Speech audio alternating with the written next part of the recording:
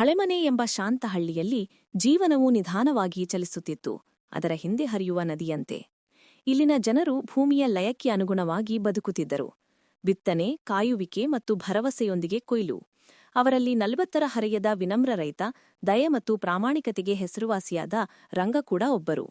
ರಂಗ ತನ್ನ ಪತ್ನಿ ಲಕ್ಷ್ಮಿ ಮತ್ತು ಚಿಕ್ಕ ಮಗಳು ಮೀರಾ ಜೊತೆ ವಾಸಿಸುತ್ತಿದ್ದರು. ಅವರು ಶ್ರೀಮಂತರಾಗಿರಲಿಲ್ಲ, ಆದರೆ ಅವರ ಹೃದಯಗಳು ಉಷ್ಣತೆಯಿಂದ ತುಂಬಿ ತುಳುಕುತ್ತಿದ್ದವು. ಅವರ ಸಣ್ಣ ಹುಲ್ಲಿನ ಮನೆ ನಗು, ಪ್ರಾರ್ಥನೆ ಮತ್ತು ಕನಸುಗಳಿಂದ ತುಂಬಿತ್ತು. ಆ ವರ್ಷ ಮಳೆ ಅವರಿಗೆ ಮೋಸ ಮಾಡಿತು. ಆಕಾಶ ಮೌನವಾಗಿತ್ತು ಮತ್ತು ಭೂಮಿಯು ಬಿರುಕು ಬಿಡಲು ಪ್ರಾರಂಭಿಸಿತು.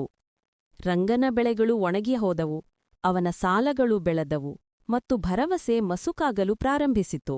ರಂಗ, ಬಹುಶಃ ಈ ವರ್ಷ ನಾವು ಕೃಷಿ ಮಾಡುವುದನ್ನು ನಿಲ್ಲಿಸಬೇಕು. ಬೇರೆ ಏನಾದ್ರೂ ಪ್ರಯತ್ನಿಸಬೇಕೇ?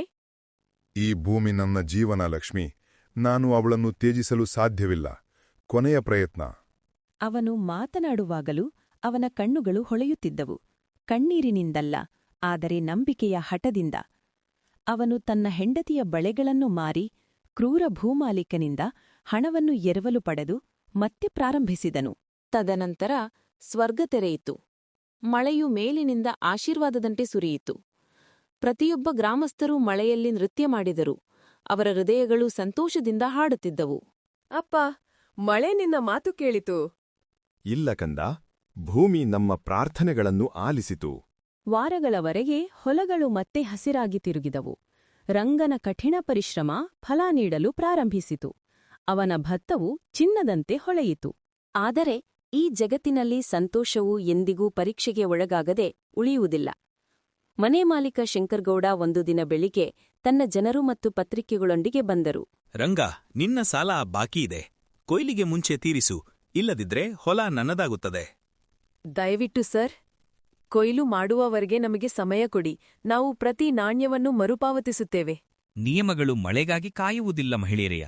ರಂಗ ಮಣ್ಣನ್ನು ಹಿಡಿದಾಗ ಅವನ ಕೈಗಳು ನಡುಗುತ್ತಿದ್ದವು. ಅವನ ಜೀವವೇ ಜಾರಿ ಹೋಗುತ್ತಿತ್ತು. ಆದರೆ ಅವನು ವಾದಿಸಲಿಲ್ಲ. ಅವನು ತಲೆ ಬಾಗಿಸಿದನು. ಅವನು ನೋವನ್ನು ನಿರ್ಲಕ್ಷಿಸಿ, ಹಸಿವನ್ನು ನಿರ್ಲಕ್ಷಿಸಿ ಹಗಲಿರುಳು ಕೆಲಸ ಮಾಡಿದನು. ಅವನ ದೇಹವು ದುರ್ಬಲಗೊಂಡಿತು, ಆದರೆ ಅವನ ಆತ್ಮವು ಭಾಗಲು ನಿರಾಕರಿಸಿತು. ಲಕ್ಷ್ಮಿ ಮತ್ತು ಮೀರಾ ಮನೆಯಲ್ಲಿ ಕಾಯುತ್ತಿದ್ದಾರೆ. ರಂಗ ಹಿಂತಿರುಗಲಿಲ್ಲ. ಆ ರಾತ್ರಿ ಮಳೆ ಮತ್ತೆ ಸುರಿಯಿತು. ಆಶೀರ್ವಾದಕ್ಕಾಗಿ ಅಲ್ಲ, ಆದರೆ ಬೀಳ್ಕೊಡುಗೆಯಾಗಿ. ರಂಗನು ಹೊಲದಲ್ಲಿ ಅರ್ಧ ಕತ್ತರಿಸಿದ ಬೆಳೆಯ ಪಕ್ಕದಲ್ಲಿ ಮಲಗಿ ಕೊನೆಯ ನಿದ್ರೆಯಲ್ಲಿ ನಗುತ್ತಿರುವುದನ್ನು ಅವರು ಕಂಡುಕೊಂಡರು. ಬೆಳಿಗ್ಗೆ ಗ್ರಾಮಸ್ಥರು ಒಟ್ಟುಗೂಡುತ್ತಾರೆ. ಶಂಕರ್ಗೌಡ ಮೌನವಾಗಿ ವೀಕ್ಷಿಸುತ್ತಿದ್ದಾರೆ. ರಂಗನ ಸಾವು ಹಳ್ಳಿಯನ್ನು ಬೆಚ್ಚಿ ಬೀಳಿಸಿತು.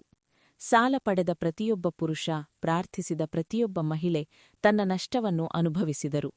ಮೊದಲ ಬಾರಿಗೆ ಶಂಕರ್ಗೌಡನ ಕಣ್ಣುಗಳು ಸಹ ನಾಚಿಕೆಯಿಂದ ಕೆಳಕ್ಕಿಳಿದವು. ಅವನು ಸಾಲದ ಪತ್ರಗಳನ್ನು ಸದ್ದಿಲ್ಲದೆ ಸುಟ್ಟು ಬೂದಿಯನ್ನು ಗಾಳಿಗೆ ಬೀಳಿಸುತ್ತಾನೆ. ರಂಗ, ಕ್ಷಮಿಸಿ. ಸಂಪತ್ತು ಎಂದಿಗೂ ಖರೀದಿಸಲು ಸಾಧ್ಯವಿಲ್ಲ ಎಂದು ನೀನು ನನಗೆ ಕಳಿಸಿದ್ದೀಯಾ? ಆ ಋತುವಿನಲ್ಲಿ ಗ್ರಾಮಸ್ಥರು ನಿರ್ಭರಿಸಿದರು. ಯಾರೂ ಮತ್ತೆಂದೂ ತಮ್ಮ ಭೂಮಿಯನ್ನು ಕಳೆದುಕೊಳ್ಳುವುದಿಲ್ಲ. ಅವರು ರಂಗ ಅವರ ಹೆಸರಿನಲ್ಲಿ ಸಮುದಾಯ ನಿಧಿಯನ್ನು ರಚಿಸಿದರು. ರೈತರ ಹೃದಯ. ವರ್ಷಗಳು ಕಳೆದವು. ಹಳ್ಳಿಯು ಬಲಶಾಲಿಯಾಯಿತು. ದಯೆ ಮತ್ತು ಬುದ್ಧಿವಂತವಾಯಿತು. ಪ್ರತಿಯೊಂದು ಕೊಯ್ಲು ಒಂದು ಮೌನ ಪ್ರಾರ್ಥನೆಯೊಂದಿಗೆ ಪ್ರಾರಂಭವಾಯಿತು. ಮಣ್ಣಿಗಾಗಿ ತನ್ನ ಪ್ರಾಣವನ್ನು ನೀಡಿದ ಮನುಷ್ಯನಿಗೆ. ರಂಗ ಸಂಪತ್ತನ್ನು ಬಿಟ್ಟು ಹೋಗಲಿಲ್ಲ. ತ್ಯಾಗದ ಸಣ್ಣ ಬೀಜವೂ ಭರವಸೆಯ ಕಾಡಾಗಿ ಬೆಳೆಯಬಹುದು ಎಂಬ ನಂಬಿಕೆಯನ್ನು ಅವನು ಬಿಟ್ಟು ಹೋದನು.